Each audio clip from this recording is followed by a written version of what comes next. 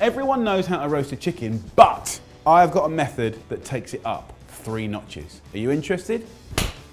Let's do this, royal style. Let's talk about the shopping. Chicken. This is a 100-day-old chicken. You'll easily serve 6 to 8 people beautifully. Slightly smaller. This is a label on glaze. It's been corn-fed a little bit. You can see the color. We've got a little poussin here, right? Corn-fed again. And then here, we've got an organic chicken, delicious. So the one I'm gonna do is a nice little label on glaze. First up, finely chop some herbs. I've got some marjoram here, parsley, basil, season with salt and pepper. Add a nice couple of lugs of olive oil. Mix it up. The oil will help bring out all the natural flavors and oils from the herbs. And then we're gonna get our chicken. If you can get a dry plucked chicken, the skin is so crispy and it's delicious. What I wanna do is just run my knife around the top of the legs and score that skin like that, and then just pop that little ball joint. Take the end of the chicken leg off, and when it cooks and roasts, it just looks beautiful. Put the chicken on its side, and I want this thigh meat to cook at the same rate and speed as the breast meat.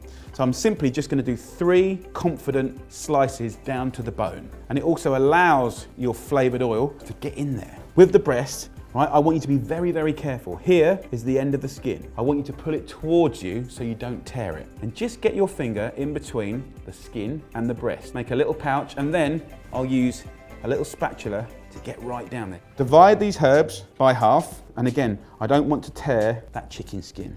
Wonderful, look at that. Just get 2 slices of butter, and I'll ram these down the chicken breast.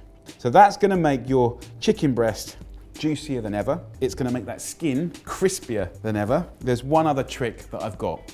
Lemon. Now, if I put a cold lemon in there, the hot air is not gonna get in, and it's not gonna be kind of cooking as even as I'd like it. So we've got a hot lemon that I'm gonna just stab, and this is basically a boiling hot citrus time bomb. Now, we're gonna tie this bird up. Take a little bit of our butcher's string, get it in half, put it just under the legs like this, take it up to these little notches here, and I'm gonna do a little knot. Tighten it up, go in between the breast and the legs, turn it over, you do another little knot, and it's just gonna keep it in shape, and it means you get a nice, neat, even cook. With all the kind of remnants of the oil and the herbs, you rub that all over the chicken, and it's really a spectacular thing. Into a tray we go, a whole bulb of garlic, 2 onions, cut those in half. I'm gonna cook it at 225 degrees Celsius for 1 hour. It's gonna be spectacular.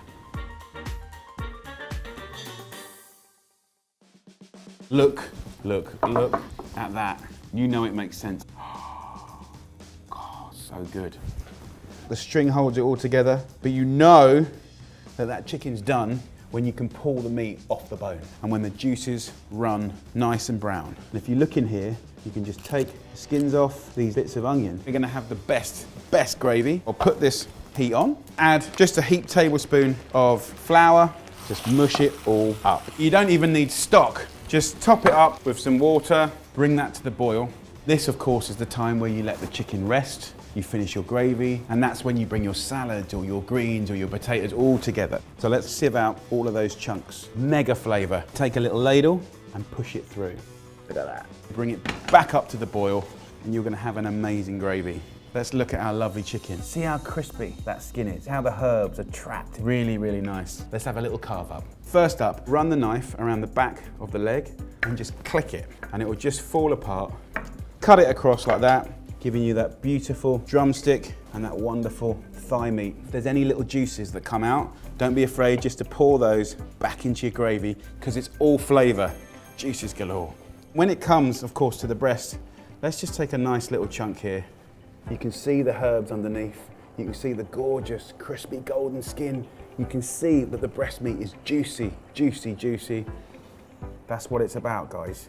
The smell at this point from the lemon is phenomenal. It's fragranced the whole of this amazing chicken. This lovely gravy over the top of the chicken like this. Wonderful.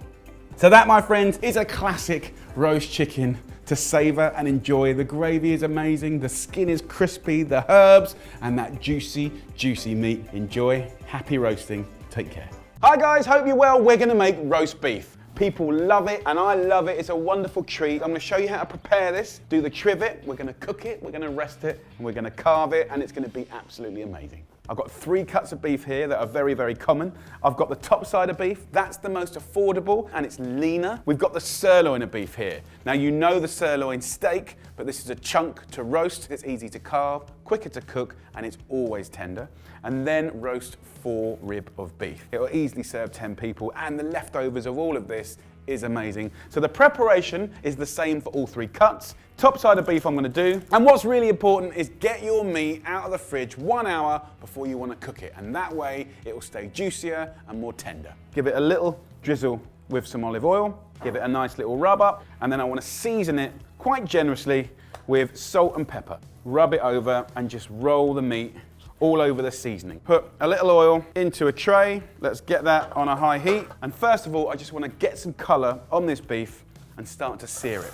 Now what you'll notice is the top side is very lean. But if we look at the sirloin and the forerib, I wouldn't have to add oil to that. I would score the fat like this, and I will place it fat side down in a pan and render the beef fat. Once you feel you've got a little bit of color, get some tongs and turn it over.